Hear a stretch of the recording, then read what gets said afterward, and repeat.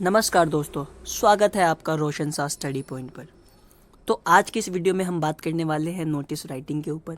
तो notice writing को शुरू करने से पहले जिन बच्चों ने भी इंग्लिश की वीडियोस नहीं देखी है रोशन सा स्टडी पॉइंट पर, तो वो जाकर अपने बुक के सिलेबस को कवर कर सकते हैं और धीरे धीरे हम ग्रामर सेक्शन को भी कवर करते जाएंगे। तो जितने भी बच्चे 12th क्लास में हैं और CBSE बोर्ड का एग्ज़ाम इस बार देने जा रहे हैं, तो उनके लिए ये वीडियो बहुत ही हेल्पफुल होने वाली है। ठीक है, क्यों हेल्पफुल होने वाली है?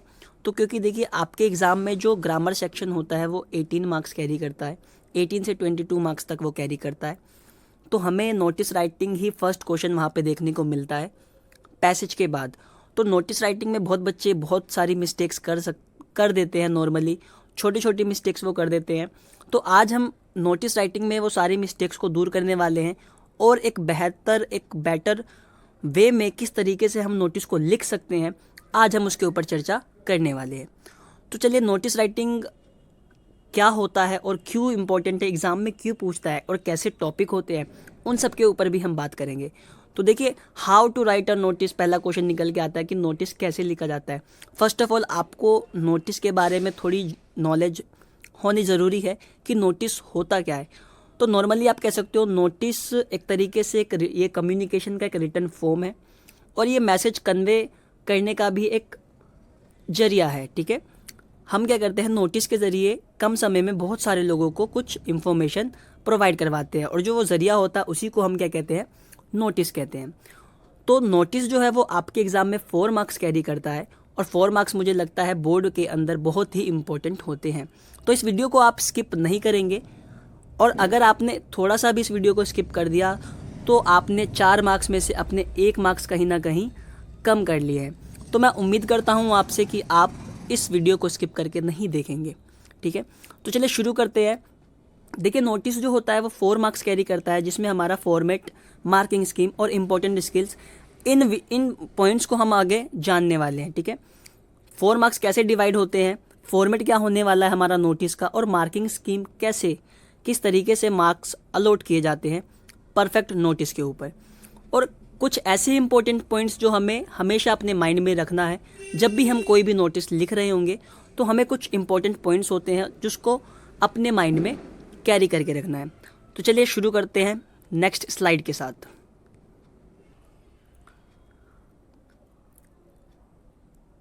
तो देखिए, जैसा कि आप इस स्लाइड में देख रहे हैं कि फॉर्मेट का मैंने अलग पोर्शन दिया है, मार्किंग स्कीम क्या रहने वाला है, और पॉइंट्स टू रिमेंबर, क्या हमें ऐसे पॉइंट्स हैं जो हमें हमेशा माइंड में रखने हैं।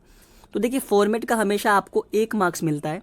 ठीक है, फॉर्मेट क्या होता है वो हम पॉइंट्स टू रिमेंबर में देखने वाले हैं कि बॉक्स कैसा होना है, किस तरीके से हमें बॉक्स को बनाना है, क्या ऐसे कौन से पॉइंट है जिन्हें हमें कैपिटल वे में लिखना है नोटिस के फॉर्मेट के अंदर, वर्ड्स लिमिट कितनी होती है।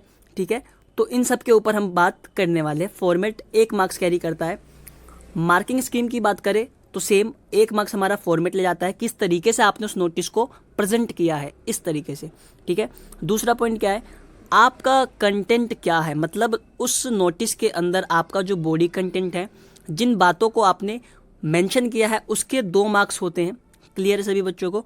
नेक्स्ट पॉइंट है, 1 मार्क्स हमारा एक्सप्रेशन का होता है कि एक्सप्रेशन, हाव भाव, ये आपके चेहरे वाले नहीं हो सकते। एक्सप्रेशन ग्रामर के कैसे यूज़ किए आपने, स्पेल कैसा यूज़ किया है। ठीक है, और आपकी जो ग्रामेटिकल एरर है वो आपने कितने उस नोटिस के अंदर की है।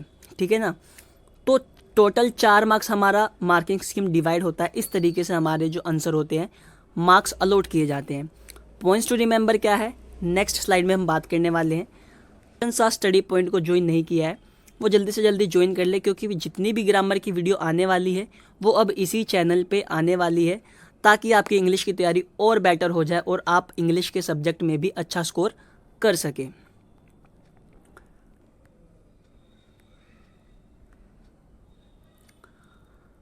तो देखिए, एक फॉर्मेट मैं लेके आया हूँ आपके लिए। तो सबसे पहले लिखा हुआ है issuing authority,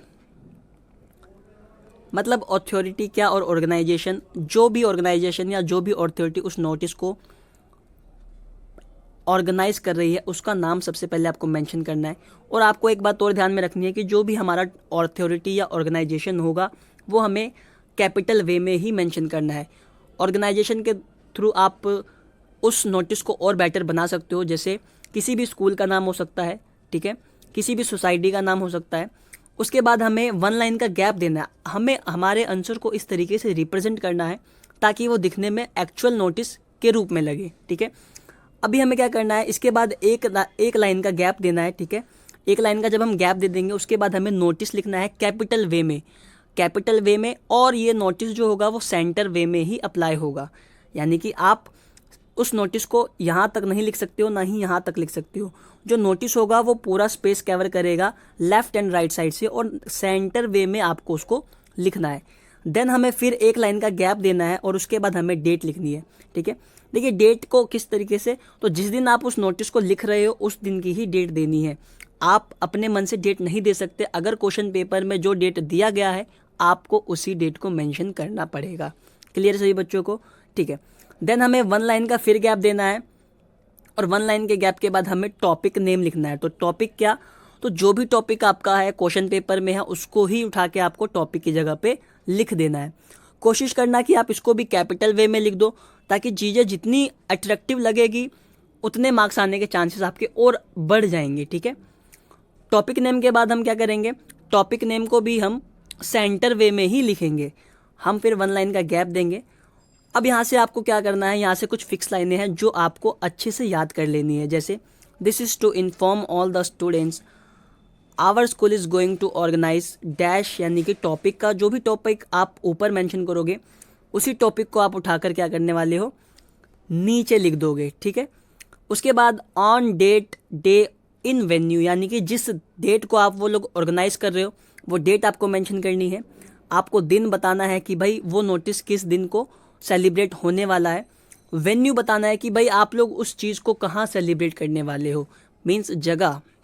now those who are interested to participate in this may give their name to undersign latest by, जो डेट आप ऊपर लिखने वाले हो ना उससे 2-3 दिन डेट आप आगे बढ़ा के ना नीचे लिख सकते हो। यानी कि इस डेट तक जो भी बच्चे हैं इस चीज़ में पार्टिसिपेट करने वाले हैं या कुछ भाग लेने वाले हैं तो वो अपना नाम इस तारीख के अंदर लिखवा दें, ठीक है। अब वो किसको नाम नोटिस अपना मेंशन करेंगे, तो यहाँ पे XYZ यानी कि उसका नाम आएगा जो उस नोटिस को रिप्रेजेंट कर रहा है, ठीक है। जैसे आरुषि अगर उस नोटिस को लिख रही है तो आरुषि का नेम यहाँ पे आएगा, और जितने भी बच्चे पार्टिसिपेट करने के लिए अपना नाम देने वाले हैं वो किसको देने वाले हैं, आरुषि को देने वाले हैं, ठीक है। हेड बॉय हेड गर्ल, यानी कि अगर उसका जो पद क्या है उस स्कूल में, या आपके स्कूल्स में स्कूल बॉय होता होगा, हेड बॉय हेड गर्ल होती होगी जो पूरे स्कूल को मेंटेन करता है, तो नॉर्मली उसका नाम आपको यहाँ पे मेंशन करना है, ठीक है। तो इस तरीके से जो हमारा एक नोटिस का करेक्ट फॉर्मेशन होता है आपको डिट्टो इसी तरीके से ही अपने एग्जाम में लिख के आना है, जिसमें से आपको 4 आउट ऑफ 4 मार्क्स मिलने वाले हैं। नोटिस से आपके एक भी मार्क्स नहीं कटेंगे, ठीक है। यहाँ पे क्या है, कुछ पॉइंट्स टू रिमेंबर मैंने मेंशन किया है जिन बातों को हमें हमेशा अपने दिमाग में कैरी करके रखना है। जैसे वर्ड लिमिट 50, ठीक है। तो जो भी हमारा वर्ड लिमिट होने वाला है नोटिस का, आपको कोशिश करना है वो 50 वर्ड्स में ही हो।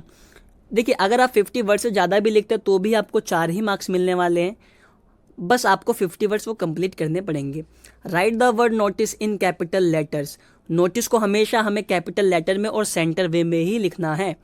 नेम ऑफ ऑर्गेनाइजेशन स्कूल और office issuing the notice should be written in the centre of the box, जो भी हमारा ऑर्गेनाइजेशन होगा उसका नाम या कोई स्कूल का नाम, कोई ऑफिस का नाम हो सकता है या कोई सोसाइटी का नाम, ये भी कहाँ आएगा, सेंटर ऑफ द बॉक्स में आएगा। क्लियर है। नेक्स्ट पॉइंट है गिव एन एप्रोप्रिएट हेडिंग, जो भी हेडिंग आप दोगे, देखिए क्वेश्चन पेपर को आपको अच्छे से रीड करना है, उसे एनालाइज करके ही आपको हेडिंग निकालना है, ठीक है। कई बच्चे क्या करते हैं हेडिंग को चुनने में मिस्टेक्स कर देते हैं, तो अभी आपको ऐसा कुछ नहीं करना है। जस्ट आपको नॉर्मली जो भी क्वेश्चन है उसको अच्छे से एनालाइज करके ही हेडिंग बनानी पड़ेगी, ठीक है।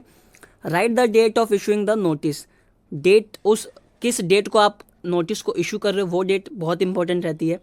पर्पस ऑफ द नोटिस, भाई आपने नोटिस तो लिख दिया लेकिन उस नोटिस का पर्पस क्या है, तो आपको क्या करना है उस नोटिस का एक पर्पस बताना है। पर्पस में आप क्या कर सकते हो, लैंग्वेज बहुत ही इजी लैंग्वेज यूज़ कर सकते हो ताकि जो सब लोग आसानी से समझ सके। ज़्यादा भारी वोकेबलरी आप इसमें यूज़ नहीं करोगे बिल्कुल सिंपल लैंग्वेज, सिंपल सेंटेंसेस का आप यूज़ करने वाले हो। Mention all the relevant details, date, day and time venue. जितने भी रिलेवेंट डिटेल्स है, महत्वपूर्ण डिटेल्स है उस नोटिस के रिगार्डिंग, उस टॉपिक के रिगार्डिंग, वो आपको मेंशन करना है। जैसे किस दिन को होने वाला है, कौन सी तारीख को होने वाला है, उसका समय क्या है और वो किस जगह पे होने वाला है। तो ये सारी चीज़ें आपको मेंशन करनी है। लास्ट पॉइंट हो गया signature, name and designation of the person issuing the notice. जो उस नोटिस को लिख रहा है उसका पद क्या है, उसका नाम क्या है, उस व्यक्ति का क्या नाम, सिग्नेचर जो भी है वो आपको मेंशन करना है, ठीक है ना। Last point, put the notice in a box. तो हमें नोटिस को हमेशा एक बॉक्स में ही पुट करना है। नोटिस लिखने के बाद आप बॉक्स बना देना उसके ऊपर, या पहले ही बॉक्स बना के उसके अंदर नोटिस लिखना, ठीक है। कई बच्चे क्या करते हैं, नोटिस तो लिख देते हैं लेकिन बॉक्स बनाना भूल जाते हैं। तो बॉक्स के तो आप हाफ मार्क्स छोड़ देते हो, हाफ मार्क्स होते हैं बॉक्स के, तो आपको बॉक्स बनाना ही बनाना है, ठीक है। तो इस वीडियो में हमने ऐसे पॉइंट्स के ऊपर बात करी है, ऐसे टॉपिक को उठाया है जो बहुत ही इंपॉर्टेंट है, 4 मार्क्स के लिए आता है। और 4 मार्क्स कभी कभी बच्चे 4 में से 4 भी नहीं ला पाते बिकॉज ऑफ दीज पॉइंट्स। उन्हें कुछ रिमेंबर ही नहीं होता है कि भाई नोटिस तो हम लिख देते हैं लेकिन फिर भी मार्क्स नहीं आ रहे, तो क्या कारण है। तो कारण यही है दोस्तों, आपको पता होना चाहिए कि 50 लिमिट्स हमारी होनी चाहिए। नोटिस हमेशा कैपिटल लेटर में ही मेंशन होना चाहिए। जो भी हमारा ऑर्गेनाइजेशन है, स्कूल है या सोसाइटी है, उसका नाम बॉक्स के सेंटर में होना चाहिए। Date of issuing the notice, किस डेट को वो नोटिस इशू हो रहा है वो मेंशन होना चाहिए। पर्पस क्या है नोटिस का। तो ये सारे पॉइंट आपके लिए बहुत ही हेल्पफुल होने वाले हैं। तो उम्मीद करता हूँ आपको नोटिस राइटिंग का जो फॉर्मेट है वो अच्छे से समझ आ गया होगा और आप इसकी प्रैक्टिस कर सकते हो। इसकी प्रैक्टिस के लिए क्या कर सकते हो आप, देखिए नोटिस के कुछ ऐसे टॉपिक्स होते हैं जैसे अवेयरनेस पे हो गया, social awareness, blood donation camp हो गया, पावर्टी के ऊपर कोई कैंप हो गया। तो ऐसे सारे टॉपिक्स के ऊपर ही नोटिस आता है। स्कूल से रिलेटेड अगर हम बात करें तो annual function, sports day, debate competition, science exhibitions, तो इन सब टॉपिक के ऊपर नॉर्मली नोटिस आते हैं, ठीक है।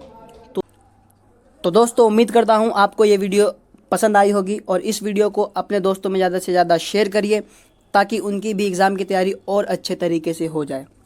जितने ही बच्चे इस बार 12th क्लास में हैं और CBSE बोर्ड का एग्ज़ाम देने वाले हैं तो नोटिस को वो इतनी प्रैक्टिस करें कि एग्ज़ाम में उनके 4 मार्क्स पूरे पक्के हो जाए, नोटिस से उनके 1 मार्क्स भी ना कटें। तो इस वीडियो को अपने दोस्तों के साथ ज़्यादा से ज़्यादा शेयर करिए और लगातार प्रैक्टिस करते रहिए क्योंकि प्रैक्टिस करने से ही आपका नोटिस इम्प्रूव होगा। जितने भी पॉइंट यहाँ पे मैंने मेंशन किए सभी पॉइंट्स को आपको अपने माइंड में रखना है। एग्ज़ाम में भी आपको अपने माइंड में इन पॉइंट्स को रखना है और एक अच्छे तरीके से, एक बेटर वे में आपको नोटिस लिख के आना है। तो मिलते हैं आपसे नेक्स्ट वीडियो में। हम इन्विटेशन का टॉपिक करने वाले हैं।